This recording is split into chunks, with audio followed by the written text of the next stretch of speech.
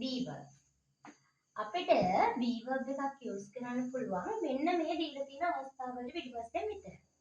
ඒ කියන්නේ am is එහෙම නැත්නම් was were will be මේ වගේ be verb එකක් තියන්න නම් එයාට පිටිපස්සෙන් noun එකක් use කරන්න පුළුවන්. be verb එකට පිටිපස්සෙන් අපිට noun එකක් use කරන්න පුළුවන්. ඒ noun එකත් අපිට මේ විදිහට කොටස් තුනකට බෙදන්න පුළුවන්. proper noun එකක්, and noun එකක්, the noun එකක් විදිහට. proper noun එකක් කිව්වම අපිට ඕනම කෙනෙක්ගේ නමක් use කරලා am is පිටිපස්සේ තියන්න පුළුවන්. example එකක් විදිහට I am Janani. He is Tifas. She is Nayana. මේ විදිහට අපිට proper noun එක am is කියන be verbs පිටිපස්සෙන් use කරන්න පුළුවන්. second one and noun.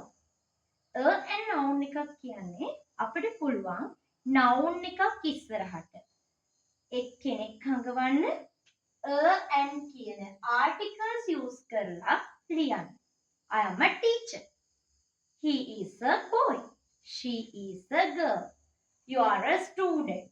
එහෙමත් නැත්නම් the article එක use කරන්න පුළුවන්. the article එක use කරන්න නම් අපි අනිවාර්යෙන් දන්න කෙනෙක් වෙන්න ඕනේ. එහෙමත් නැත්නම් තනතුරක් වෙන්න ඕනේ. I am the teacher. මේ විදිහට. ඊළඟට noun එකක් කරුණම අපිට තව adjective එකක්. ඒ කියන්නේ අපි noun එකක් describe කරන්න ගන්න word එකක්. noun එකක් විස්තර කරන්න ගන්න word එකක් am නිසා පිටපස්සෙන් යොදන්න පුළුවන්. I am good. He is innocent. You are pretty. මේ විදිහට. ඊළඟට place එකක් තියන්නත් පුළුවන් අපිට am නිසා කියන be verb එකක් පිටිපස්සෙන්. was were will be වලටත් මේ කරුණු අදාළයි. I am in the class. He is in the class. She is in the school. මේ විදිහට. verb එකක් use කරනවා නම් ගොඩක් අය am නිසා පිටිපස්සෙන් I am go. He is go. මේ විදිහට වැරදි විදිහට verbs use කරනවා. හැබැයි අපිට am නිසා පිටිපස්සෙන් කොයිම වෙලාවකවත් verb එකේ මුල් ස්වරූපය use කරන්න බෑ.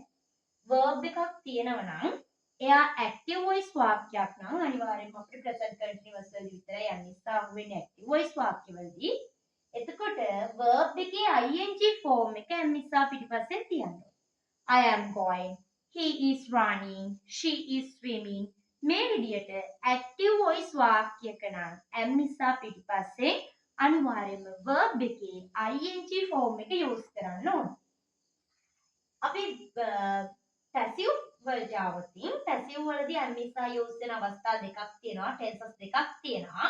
පළවෙනි එක තමයි simple present tense passive අවස්ථාව. simple present tense passive අවස්ථාවේදී අපිට am නිසා පිටිපස්සෙන් verb එකේ past participle form එක use කරන්න පුළුවන්. ඊළඟට present continuous ඒ කියන්නේ මේ verb ing එක තියෙන අවස්ථාවේදී අපිට එයාව passive කරද්දී being being කියන helping verb එක යොදාගෙන එයාට පිටිපස්සෙන් verb එකේ past participle ස්වරූපය use කරන්න පුළුවන්. එහෙනම් මෙන්න මේ අවස්ථාවවලදී විතරයි අපිට be verb එකක් use කරන්න පුළුවන්. be verb එකක් අපි use කරනවා නම් අනිවාර්යයෙන්ම be verb එකට පිටිපස්සේ මෙන්න මේ කියන කාරණා ටික ඇතුළත් වෙන්න ඕනේ.